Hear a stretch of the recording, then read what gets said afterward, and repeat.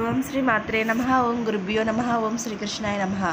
అందరికీ నమస్కారం అండి. తేదీ మార్చి 19 మంగళవారం. శుభకృతనామ సంవత్సరం పాల్గొన మాసం శుక్లపక్షం ఉత్తరాయణం శిశిర ఋతువు తిథి దశమి నక్షత్రం పునర్వసు.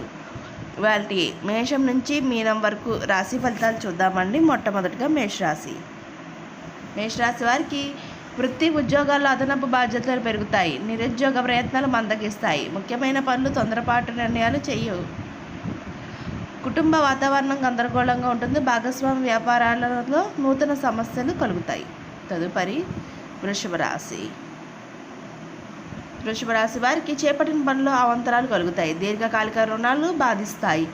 వృత్తి వ్యాపారాల్లో ఒడిదుడుకులు అధికమవుతాయి. ఉద్యోగ వాతావరణం నిరుత్సాహపరుస్తుంది. సన్నిహితుల నుండి కీలక సమాచారం సేకరిస్తారు. ప్రయాణాల్లో జాగ్రత్త అవసరం. తదుపరి మిథున రాశి.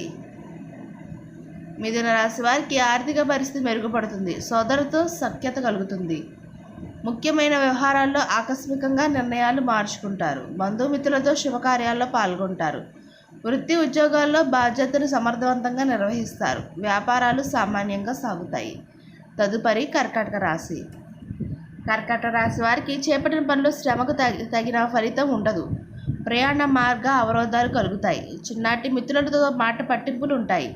నూతన రుణాలు చేయవలసి వస్తుంది. వృత్తి ఉద్యోగాల్లో చికాకు పెరుగుతాయి. స్వల్ప అనారోగ్య సమస్యలు బాధిస్తాయి. తదుపరి సింహరాశి. సింహరాశి వారికి బంధుమిత్రులతో విందు వినోదాది కార్యక్రమాల్లో పాల్గొంటారు. చేపట్టిన పనులు సకాలంలో పూర్తవుతాయి. దూరపు బంధువుల కలయిక ఆనందాన్ని కలిగిస్తుంది.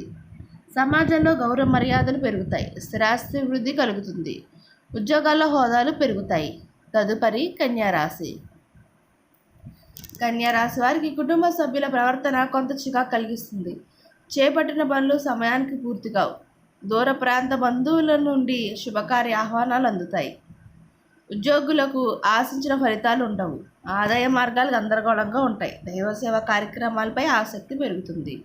తదుపరి తులారాశి. తులారాశి వారికి జీవిత భాగస్వామితో దూర ప్రాంత ప్రయాణాలు చేస్తారు. గృహమున సంతోషకర వాతావరణం ఉంటుంది. గృహమున కొన్ని విషయాలు ఆశ్చర్యాన్ని కలిగిస్తాయి. మొండి బాకీలు వసూలవుతాయి. ఉద్యోగ వాతావరణం ప్రశాంతంగా ఉంటుంది. భాగస్వామ్య వ్యాపారాలు లాభసాటిగా సాగుతాయి. తదుపరి వృశ్చిక రాశి. వృశ్చిక రాశి వారికి ఆకస్మిక ధన లాభ సూచనలు ఉన్నవి. చిన్నాటి మిత్రుల కలుసుకుని పాత విషయాల గురించి చర్చిస్తారు. దీర్ఘకాలిక వివాదాలు పరిష్కరించుకుంటారు.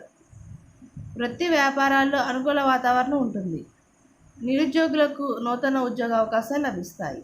తదుపరి ధనుసు రాశి. ధనుసు రాశి వారికి సన్నిహితుల నుండి రుణ ఒత్తిడి పెరుగుతుంది. కుటుంబ సభ్యులతో మాట పట్టింపులు ఉంటాయి. వ్యాపార సంబంధిత వ్యవహారాల్లో ఆటంకాలు కలుగుతాయి. వృధా ఖర్చులు పెరుగుతాయి.